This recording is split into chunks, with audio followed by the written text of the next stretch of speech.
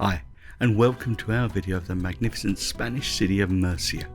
This is the third overnight destination of our 2023 Spanish road trip. The trip started and finished in Bilbao, staying in 9 different destinations over 17 nights, with a few stopovers en route too.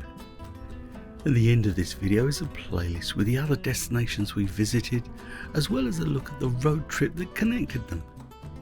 We're here for 2 nights, but we could have stayed another.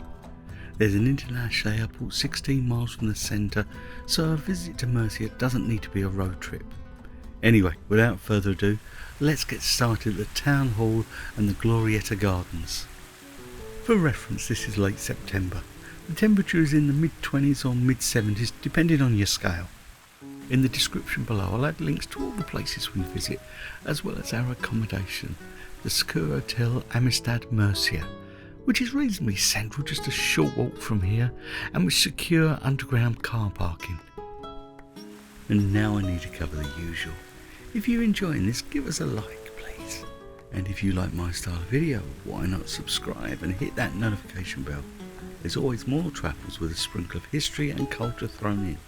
And talking about history, Murcia was founded in 825 by Abdul al-Rahman II, Emir of Cordoba, located on the banks of the Segura River. But we're heading to somewhere that's a mix of modern and traditional, and that's the Mercado de Abastos de Veronicas. We love strolling these food halls to see the fresh produce on sale that we may be eating later today. Or if we're feeling peckish, you can always grab a bite in a cafe in the Mercado. There's also another reason we like Little Amble through, and that's to help fill the substantial holes in our Spanish. The same is true of food markets in other countries. You get an idea of the names of the cuts of meat or fish you may know by another name. Whichever way you look at it, it's an education. We will now cross the street and head towards the Segura River. It will travel 40 miles east from here before flowing into the Mediterranean. We're just going to follow it around 500 metres from here on the Puente de los Peregrinos, or the Bridge of Dangers, to the Puente Nuevo, following the city gardens all the way. It's something we noticed about Murcia. There's a lot of well-manicured green spaces. We are now going to head back to the old town of Murcia. And yes, we have just done one big loop. And we're going to take a look at the Palacio Episcopal de la Diocese de Cartagena. And if we take a look to the left, the facade of Murcia's cathedral, under scaffolding. If you're nosy like us, then you can take a look in the courtyard at the centre of the palace. It's an amazing building that dates from the 1700s. We'll head back to the Plaza de Cardinal Beluga, and while the main facade is covered, it's still a wonderful place to visit. And there are other sides of the Cathedral Church of St Mary in Murcia that we can see before heading around to Plaza Hernandez Amores, where we get to see the bell tower, which at 90 metres according to Wiki is the tallest in Spain. But I think Seville's Girardeau is 105 metres. Either way, it's very impressive. Built between 1521 and 1791, it has 5 levels, each of a different style. There are various tours to visit the church, and the link is in the description below. However, we visited free of charge, but there was a service on, so we kept it brief and respectful. Originally there was a great mosque on this site. It was captured in the Mucria revolt, and on it built what you see before you. Work started on the Christian building in the early 14th century and went on until the latter part of the 15th century. However, as with so many ancient places of worship, modifications and additions have continued until the 18th century. The interior is largely Gothic or neo-Gothic, after a great fire in 1854 did extensive damage. You'll also find a touch of Baroque too. It is said that this is one of Spain's most beautiful cathedrals. I'm not one to argue. I love a cultural visit to these statements of faith. They can truly take your breath away. I'll just give you a moment's peace until we step outside.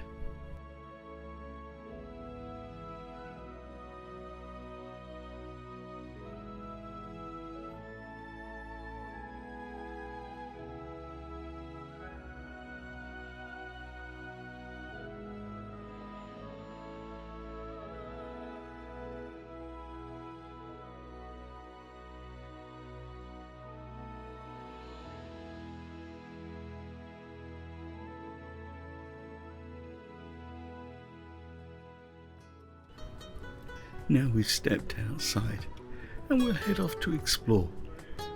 I love, as we amble along, the gentlemen enjoying a coffee and putting the world to rights. I'm sure we'll find a group of women in a plaza somewhere doing exactly the same thing. The shades overhead provide a welcome break from the strong midday sun. However, as I always say, make sure you look up. You don't want to miss the stunning architecture. You have plenty of historic buildings and now have a new purpose, and some that retain their original ones. As you would expect, every little plaza has a choice of cafes, bars and restaurants, and you really are spoilt for choice.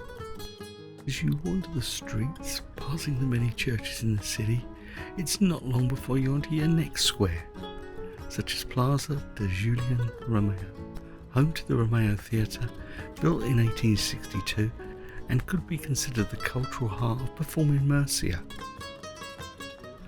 And now I want to take you to one of the highlights of our visit, and that's just along Calle Trattoria. That is the Real Casino de Murcia. Now neither of us are gamblers, and when Janice said we should visit, I was surprised. I was even more surprised when we stepped in. We're in the Arabic court, and if this doesn't convince you to pay the small entrance fee, nothing will. The neo-Nazari decorated space is lined with more than 35,000 sheets of gold leaf, with inspiration from the Hall of the Ambassadors at the Alhambra in Granada.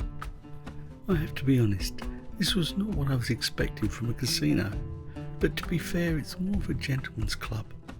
There is a dress code which you can find in the link in the description, and I must have scrubbed up okay. Anyway, we then walk onto the central gallery. There are a number of rooms that lead off of this, but we can't help but look back.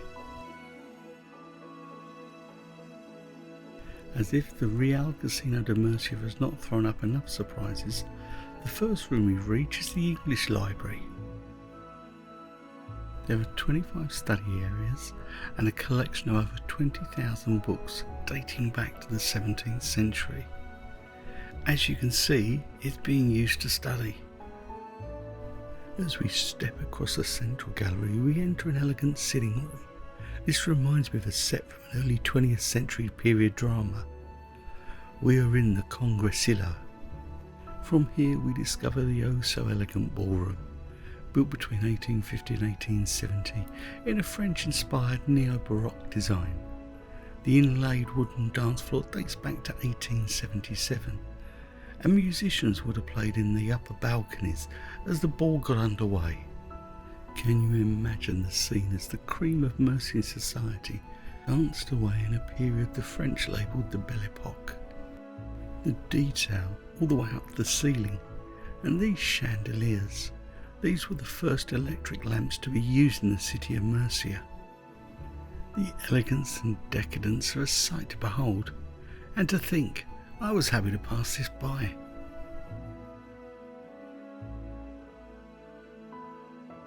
Our next room is the challenge, the ladies' room. The challenge is not to appear in reflections in the mirrors. This would have been exactly what it says, a place for ladies to powder their noses. But how could they not get distracted by the wonderful decorated ceiling? So after the delights so far, we head to the Pompeian Court, the crossroads under an iron and glass dome. As with so much of the casino, the devil is in the detail. Take a moment to glance around here. In this courtyard are replicas of works found in the Vatican as well as original pieces. One piece that caught my eye was the statue to Icarus, the mythological Greek who fell too close to the sun and fell to his death. Another short walk along an equally decorative corridor to our next room, the Arms Hall. Now get this, originally a fencing room, hence the name. However, when part of it was requisitioned to make the ladies' room, it became a chess room, a little less cut and thrust. Next we have the tea room, another area that's been restored to its former glory. Once again, grand and elegant, but that was not always the case. The ceiling collapsed in the 1970s and was only fully restored during a much later refurbishment. Passing through the Pompeian Court, we head to the Blue Court. Now this is a changed space created during the refurbishments of 2006 to 2009. If you want to know a little more about our visit to Murcia, we do have a post on it on our blog. There'll be a link at the end of the video, along with a playlist of other locations we visited on the trip. We're now going to head back down the central gallery to the Arabic Court, and this time head up to the first floor. You get a different perspective from here, and you get another chance to check out the glass ceiling.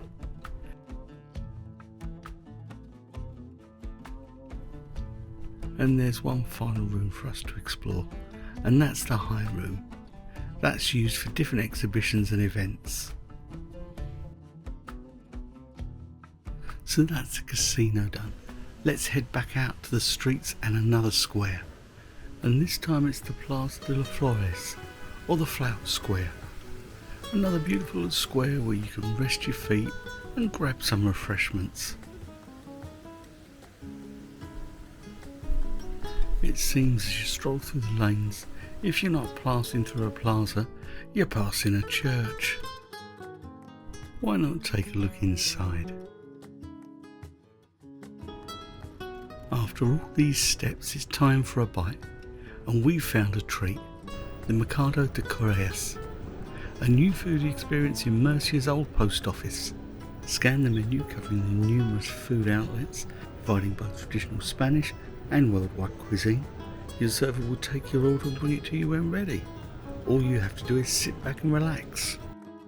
So now it's time for me to bring this video to a close, and thank you for taking the time to watch. I'm leaving you with some of the street art we saw as we strolled along, another side of Murcian culture. As always, stay safe, stay well, and happy travels.